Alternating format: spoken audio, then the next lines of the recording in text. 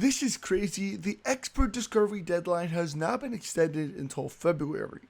And this is exactly what I was talking to you guys about previously. I was telling you guys how the SEC will not let this slide. They know they're going to lose, and their only way out is to keep on extending, forcing Ripple to constantly lose money and its investors to lose money as well with it. Here it is. Due to complications related to COVID-19, the parties have filed a joint letter requesting until February 28th to complete expert discovery, stating that the extension, if granted, will not impact any other deadline in the case. Guess what happened only 1 hour after that joint letter? Gary Gensler put a tweet saying, enforcement is one of the fundamental pillars in achieving the SEC government's mission. One pillar is the policy framework, the laws set by Congress and the rules enacted by the commissioners. But you've got to examine against those laws and rules and enforce those rules. He continues on by saying, imagine a football game without referees. Without fewer penalties, teams start to break rules. The game isn't fair, and maybe after a few minutes, it isn't fun to watch. Without examination against enforcement of our rules, we can't instill the trust necessary for our market to thrive. He says, check out my remarks at the Securities Enforcement Forum, where I discuss some principles I've asked our enforcement division to consider as they investigate misconduct and make recommendations to the commissioners. Crypto Law replied with, imagine a referee, Hinman in this case, who makes a high-profile call while receiving $15 million from a law firm promoting the team that won the point. And ahead of the franchise, you, who says the referee was just giving his personal opinion on the field that day.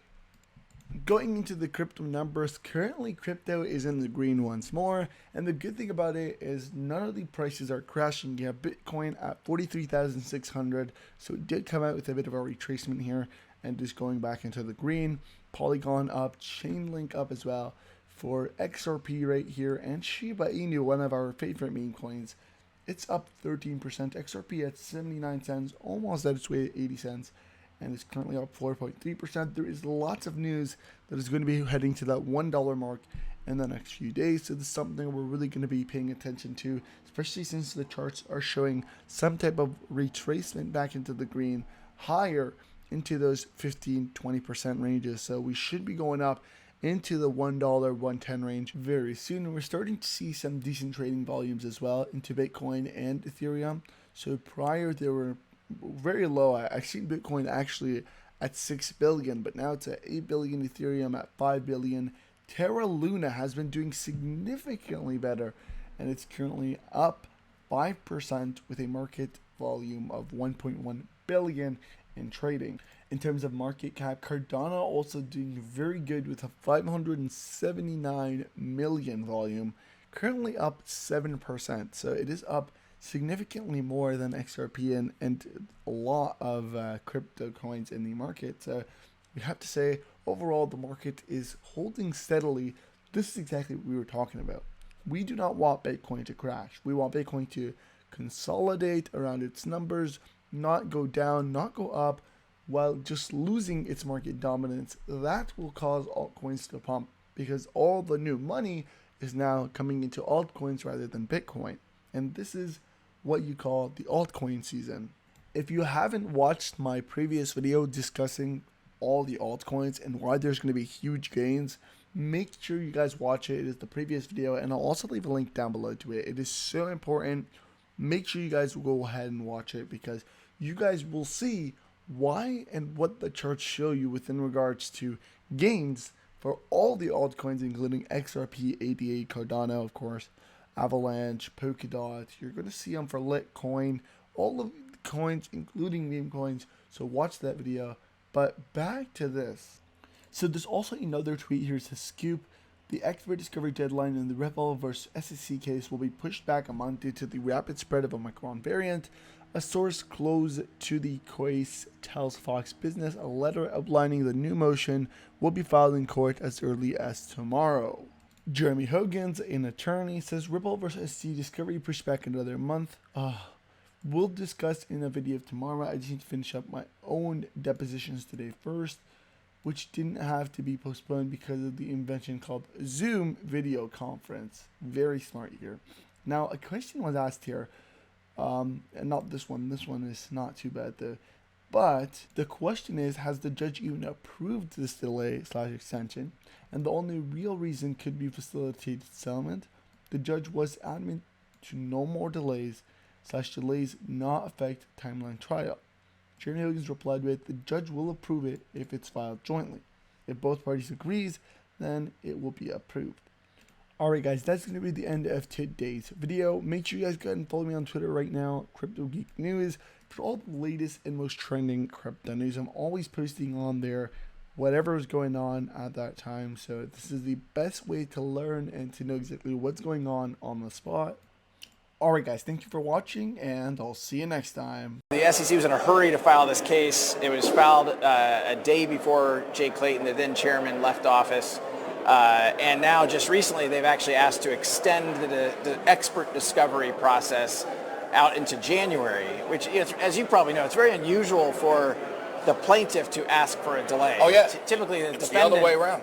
We're the ones kind of pushing because we think it's very clear that this is not a violation of the U.S. securities laws. XRP is not a security, and we think that ultimately that will be proven out in the court, so we want to get to the judge as quickly as possible. I want to ask you about Jay Clayton, and I've known Jay for a long time. I've always got along with him. I know Gary Gensler. Gary Gensler was an MIT professor before he took Jay's job.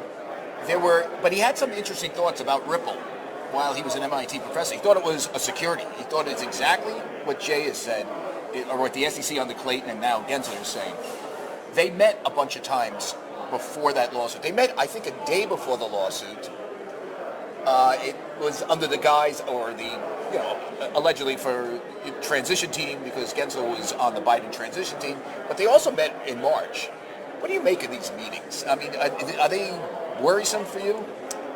I mean, they're not worrisome. I mean, so first of all, one of the things you said, which I think is accurate, but also part of the confusion is Gensler's on video in 2018 also saying he thought XRP wasn't a security. Oh, interesting. And one of the beautiful things about what's happening in the Twitterverse is people are finding these clips that are actually contradictions to what they might have said, and it gets to the heart of the lack of clarity. Uh-huh. If the now chair of the SEC in 2018 was saying two different things, how can Ripple, how can I individually know what the SEC might think in the future?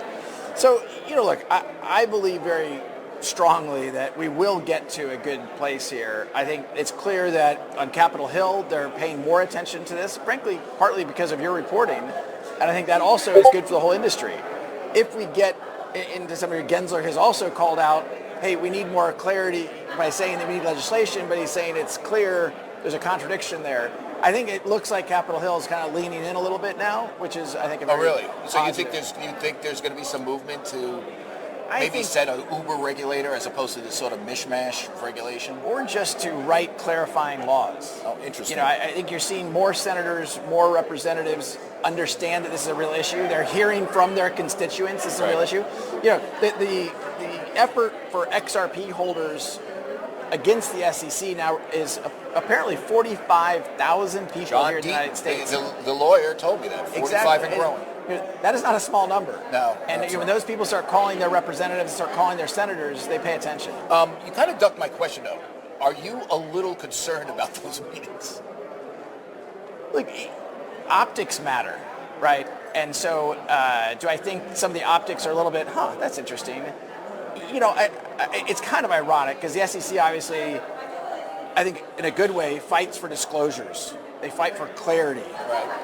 But then when we ask the SEC to provide disclosures and clarity, you see these things happening. You're like, wait a minute, shouldn't you, what were those meetings? What was the substance and why? And look, what we seek more than anything is clarity and certainty. We think the SEC should play by the same rules around disclosures and clarity that we try to. Bill Hinman gave that famous speech where he declared Ethereum a cryptocurrency, no SEC involvement, Bitcoin obviously. I found out later on that Jay did have some input, pre-publication, pre-speech. What do you think of that? Well, I think one of the things the SEC has said is that was Bill Hinman's personal opinion. Right.